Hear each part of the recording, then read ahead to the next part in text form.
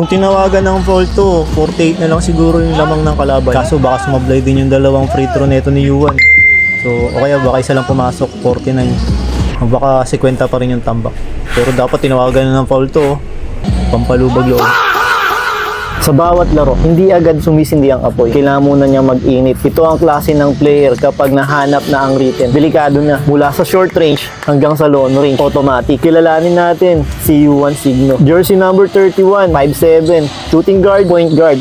Mula sa Campo Aguinaldo. Shoutout sa mga batang kampo. Sa edad na 16, dala na niya ang kumpiyansa ng isang veterano. Hindi lang siya shooter, isa rin siyang slasher na walang preno. Kapag umatake sa basket, unstoppable. Dumaan na sa matinding laban, division meet, SK League Champion, Interbarangay, Batang Kalumpang, at mga liga tulad ng City Hoop, NPBLB da Barangay, at Gian Soto Cup. Lupit to na. Dami nang nalaruan nito. Champion din sa Barta Season 6. Patunay na hindi lang talento, kundi panalo ang mindset. At ngayon, patuloy ang pag-angat kasama ang Doride. Oy, matagal ng player ng Doride to.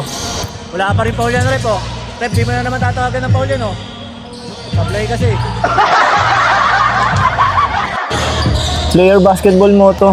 Galing sa coach to eh. Galing sa akin to. So sabi ko sa kanila, work hard, play hard, study hard, and pray harder.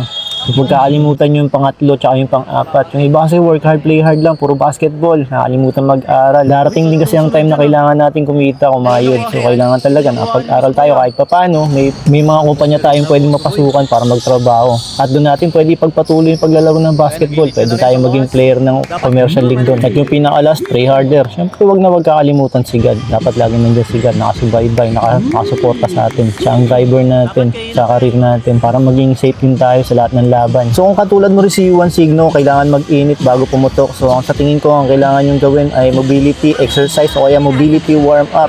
Para pag start pa lang ng game, mainit ka na, pwede ka nang pumutok agad. Para kay Yuan naman at sa mga agaya ni Yuan, so sa tingin ko mas kailangan ninyong palakasin ng shooting, ang perimeter jump shot ninyo, yung shooting nyo sa labas, kasi mas maraming mga coaches ang hinahanap yung ganyan. Katulad nga nasabi ni Michael Jordan, the perimeter jump shot is the most hardest play to guard.